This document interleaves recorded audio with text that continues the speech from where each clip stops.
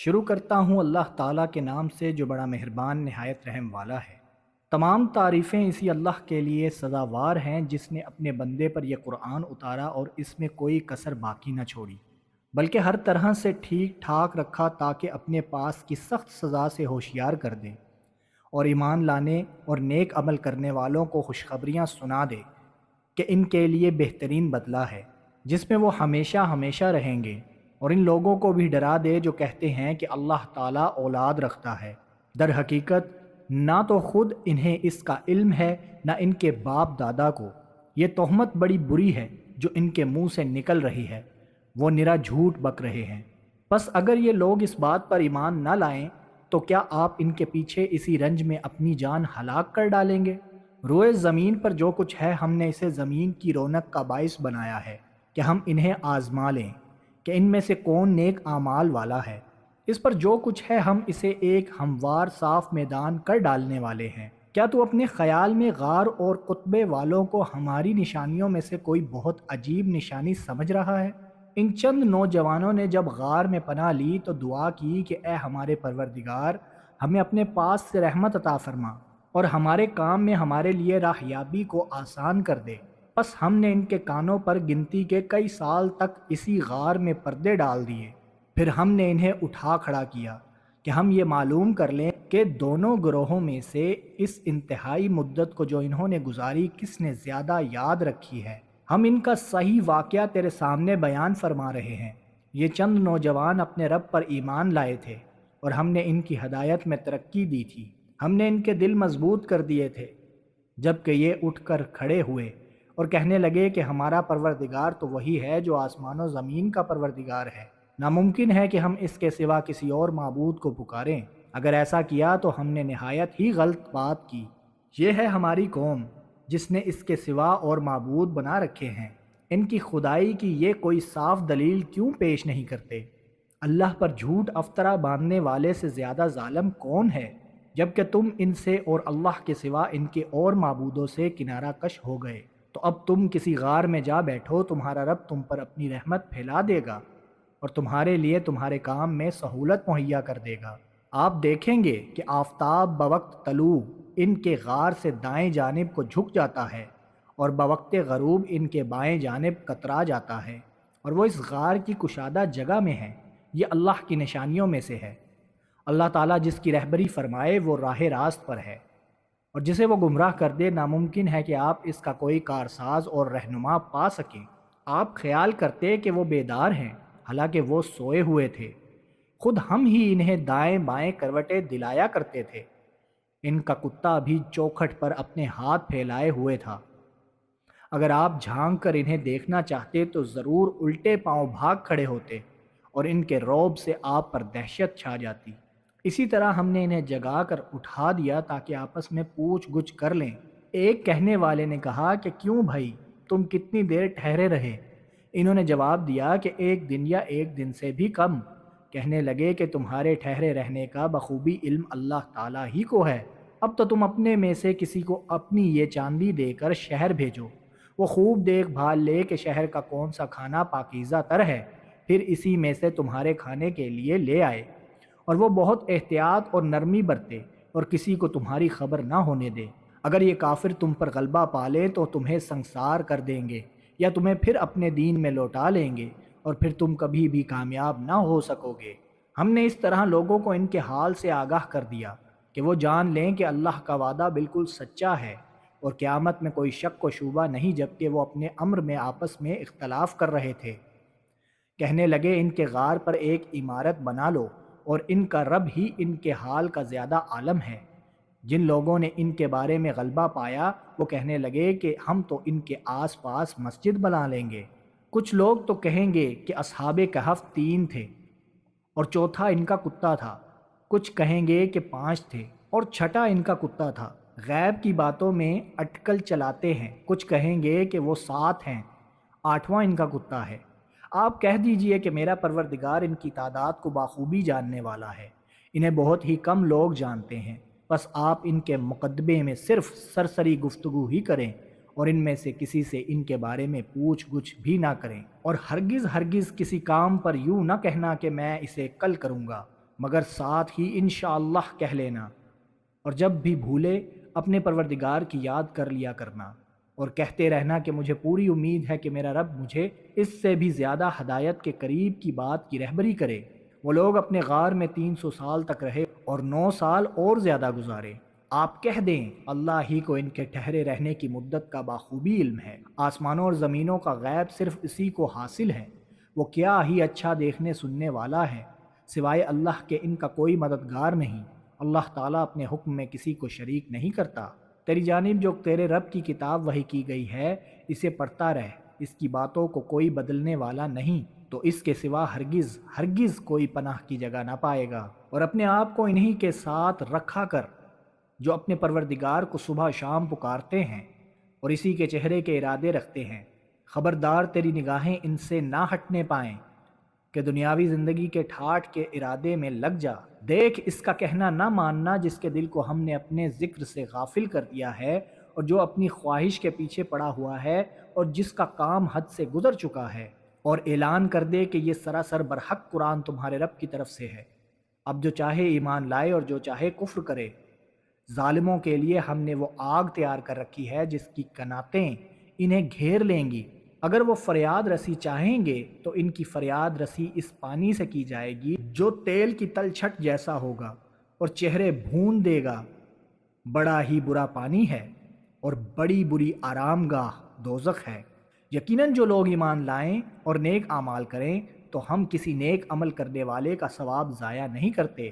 ان کے لیے پیشگی والی جنتیں ہیں، ان کے نیچے سے نہریں جاری ہوں گی، وہاں یہ سونے کے کنگن پہنائے جائیں گے اور سبز رنگ کے نرم و باریک اور موٹے ریشم کے لباس پہنیں گے، وہاں تختوں کے اوپر تکیے لگائے ہوئے ہوں گے۔ کیا خوب بدلہ ہے اور کس قدر عمدہ آرام گاہ ہے۔ اور انہیں ان دو شخصوں کی مثال بھی سنا دے جن میں سے ایک کو ہم نے 2 باغ انگوروں کے دے رکھے تھے اور جنہیں کھجوروں کے درختوں سے ہم نے گھیر رکھا تھا، اور دونوں کے درمیان کھیتی لگا رکھی تھی۔ دونوں باغ اپنا پھل خوب لائے اور اس میں کسی طرح کی کمی نہ کی، اور ہم نے ان باغوں کے درمیان نہر جاری کر رکھی تھی۔ الغرض اس کے پاس میوے تھے۔ ایک دن اس نے باتوں ہی باتوں میں اپنے ساتھی سے کہا کہ میں تجھ سے زیادہ مالدار ہوں اور جتھے کے اعتبار سے بھی زیادہ مضبوط ہوں۔ اور یہ اپنے باغ میں گیا اور تھا اپنی جان پر ظلم کرنے والا، کہنے لگا کہ میں خیال نہیں کر سکتا کہ کسی وقت بھی یہ برباد ہو جائے، اور نہ میں قیامت کو قائم ہونے والی خیال کرتا ہوں، اور اگر بالفرض میں اپنے رب کی طرف لوٹایا بھی گیا تو یقیناً میں اس لوٹنے کی جگہ اس سے بھی زیادہ بہتر پاؤں گا۔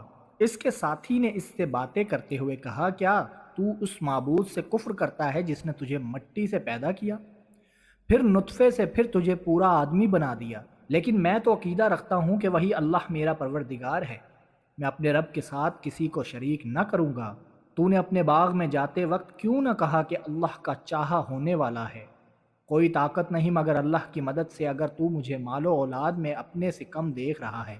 بہت ممکن ہے کہ میرا رب مجھے تیرے اس باغ سے بھی بہتر دے اور اس پر آسمانی عذاب بھیج دے، تو یہ چٹیل اور چکنا صاف میدان بن جائے، یا اس کا پانی نیچے اتر جائے اور تیرے بس میں نہ رہے کہ تو اسے ڈھونڈ لائے۔ اور اس کے سارے پھل گھیر لیے گئے، پس وہ اپنے اس خرچ پر جو اس نے اس میں کیا تھا اپنے ہاتھ ملنے لگا، اور وہ باغ تو اوندھا الٹا پڑا تھا، اور وہ شخص یہ کہہ رہا تھا کہ کاش میں اپنے رب کے ساتھ کسی کو بھی شریک نہ کرتا۔ اس کی حمایت میں کوئی جماعت نہ اٹھی کہ اللہ سے اس کا کوئی بچاؤ کرتی، اور نہ وہ خود ہی بدلہ لینے والا بن سکا۔ یہیں سے ثابت ہے کہ اختیارات اللہ برحق کے لیے ہیں، وہ ثواب دینے والا اور انجام کے اعتبار سے بہت ہی بہتر ہے۔ ان کے سامنے دنیا کی زندگی کی مثال بھی بیان کرو، جیسے پانی جسے ہم آسمان سے اتارتے ہیں اور اس سے زمین کا سبزہ ملا جلا نکلا ہے، پھر آخر کار وہ چورا چورا ہو جاتا ہے، جسے ہوائیں اڑائے لیے پھرتی ہیں۔ اللہ تعالیٰ ہر چیز پر قادر ہے۔ مال و اولاد تو دنیا کی ہی زینت ہے، اور ہاں البتہ باقی رہنے والی نیکیاں تیرے رب کے نزدیک از روئے ثواب اور آئندہ اچھی توقع کے بہت بہتر ہیں۔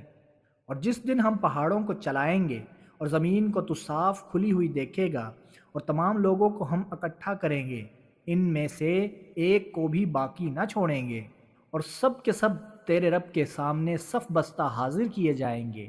یقیناً تم ہمارے پاس اسی طرح آئے جس طرح ہم نے تمہیں پہلی مرتبہ پیدا کیا تھا، لیکن تم تو اسی خیال میں رہے کہ ہم ہرگز تمہارے لیے کوئی وعدے کا وقت مقرر کریں گے بھی نہیں، اور نامہ اعمال سامنے رکھ دیے جائیں گے۔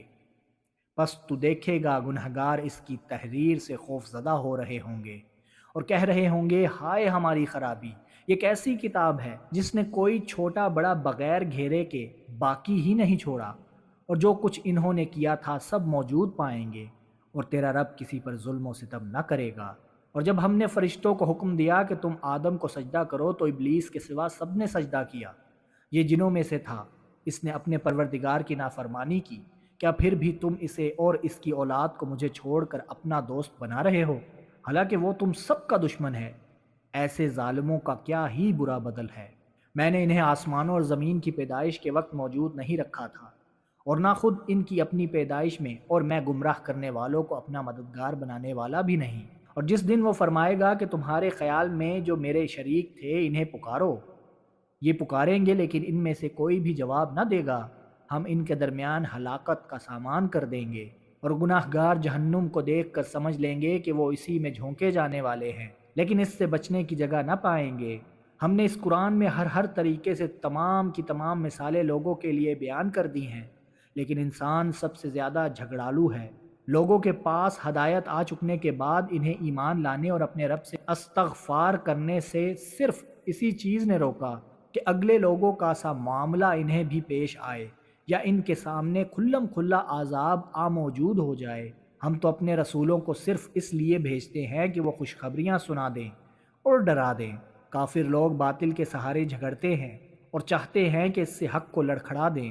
انہوں نے میری آیتوں کو اور جس چیز سے ڈرایا جائے سے مذاق بنا ڈالا۔ اس سے بڑھ کر ظالم کون ہے جسے اس کے رب کی آیتوں سے نصیحت کی جائے وہ پھر بھی منہ موڑے رہے، اور جو کچھ اس کے ہاتھوں نے آگے بھیج رکھا ہے اسے بھول جائے۔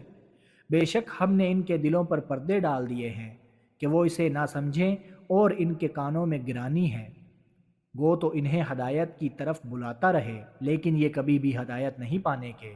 تیرا پروردگار بہت ہی بخشش والا اور مہربانی والا ہے، وہ اگر ان کے اعمال کی سزا میں پکڑے تو بے شک انہیں جلدی عذاب کر دے، بلکہ ان کے لیے ایک وعدے کی گھڑی مقرر ہے جس سے وہ سرکنے کی ہرگز جگہ نہیں پائیں گے۔ یہ ہیں وہ بستیاں جنہیں ہم نے ان کے مظالم کی بنا پر غارت کر دیا، اور ان کی تباہی کی بھی ہم نے ایک میعاد مقرر کر رکھی تھی۔ جبکہ موسیٰ نے اپنے نوجوان سے کہا کہ میں تو چلتا ہی رہوں گا یہاں تک کہ دو دریاؤں کے سنگم پر پہنچوں، خواہ مجھے سالہ سال چلنا پڑے۔ جب وہ دونوں دریا کے سنگم پر پہنچے وہاں اپنی مچھلی بھول گئے، جس نے دریا میں سرنگ جیسا اپنا رستہ بنا لیا۔ جب یہ دونوں وہاں سے آگے بڑھے تو موسیٰ نے اپنے نوجوان سے کہا کہ لا ہمارا کھانا دے، ہمیں تو اپنے اس سفر سے سخت تکلیف اٹھانی پڑی۔ اس نے جواب دیا کہ کیا آپ نے دیکھا بھی جب کہ ہم پتھر سے ٹیک لگا کر آرام کر رہے تھے وہیں میں مچھلی بھول گیا تھا۔ دراصل شیطان نے ہی مجھے بلا دیا کہ میں آپ سے اس کا ذکر کروں۔ اس مچھلی نے ایک انوکھے طور پر دریا میں اپنا راستہ بنا لیا۔ موسیٰ علیہ السلام نے کہا یہی تھا جس کی تلاش میں ہم تھے، چنانچہ وہیں سے اپنے قدموں کے نشان ڈھونڈتے ہوئے واپس لوٹے۔ بس ہمارے بندوں میں سے ایک بندے کو پایا جسے ہم نے اپنے پاس کی خاص رحمت عطا فرما رکھی تھی، اور اسے اپنے پاس سے خاص علم سکھا رکھا تھا۔ اس سے موسیٰ علیہ السلام نے کہا کہ میں آپ کی تابعداری کروں کہ آپ مجھے اس نیک علم کو سکھا دیں جو آپ کو سکھایا گیا ہے۔ اس نے کہا آپ میرے ساتھ ہرگز صبر نہیں کر سکتے، اور جس چیز کو آپ نے اپنے علم میں نہ لایا ہو اس پر صبر کر بھی کیسے سکتے ہیں؟ موسیٰ علیہ السلام نے جواب دیا کہ انشاءاللہ آپ مجھے صبر کرنے والا پائیں گے، اور کسی بات میں آپ کی نافرمانی نہ کروں گا۔ اس نے کہا اچھا اگر آپ میرے ساتھ ہی چلنے پر اصرار کرتے ہیں تو یاد رہے کسی چیز کی نسبت مجھ سے کچھ نہ پوچھنا جب تک کہ میں خود اس کی نسبت کوئی تذکرہ نہ کروں۔ پھر وہ دونوں چلے یہاں تک کہ ایک کشتی میں سوار ہوئے تو اس نے اس کے تختے توڑ دیے۔ موسیٰ نے کہا کیا آپ اسے توڑ رہے ہیں تاکہ کشتی والوں کو ڈوب دیں؟ یہ تو آپ نے بڑی خطرناک بات کر دی۔ اس نے جواب دیا میں نے تو پہلے ہی تجھ سے کہہ دیا تھا کہ تو میرے ساتھ ہرگز صبر نہ کر سکے گا۔ موسیٰ علیہ السلام نے جواب دیا کہ میری بھول پر مجھے نہ پکڑیے اور مجھے اپنے کام میں تنگی میں نہ ڈالیے۔ پھر دونوں چلے یہاں تک کہ ایک لڑکے کو پایا، اس نے اسے مار ڈالا۔ موسیٰ نے کہا کہ کیا آپ نے ایک پاک جان کو بغیر کسی جان کے عوض مار ڈالا؟ بے شک آپ نے تو بڑی ناپسندیدہ حرکت کی۔ اور کہنے لگے کہ میں نے تم سے نہیں کہا تھا کہ تم میرے ہمراہ رہ کر ہرگز صبر نہیں کر سکتے؟ موسیٰ علیہ السلام نے جواب دیا، اگر اب اس کے بعد میں آپ سے کسی چیز کے بارے میں سوال کروں تو بے شک آپ مجھے اپنے ساتھ نہ رکھنا، یقیناً آپ میری طرف سے حد عذر کو پہنچ چکے۔ پھر دونوں چلے، ایک گاؤں والوں کے پاس آ کر ان سے کھانا طلب کیا تو انہوں نے ان کی مہمانداری سے صاف انکار کر دیا۔ دونوں نے وہاں ایک دیوار پائی جو گرنے ہی والی تھی، اس نے اسے ٹھیک اور درست کر دیا۔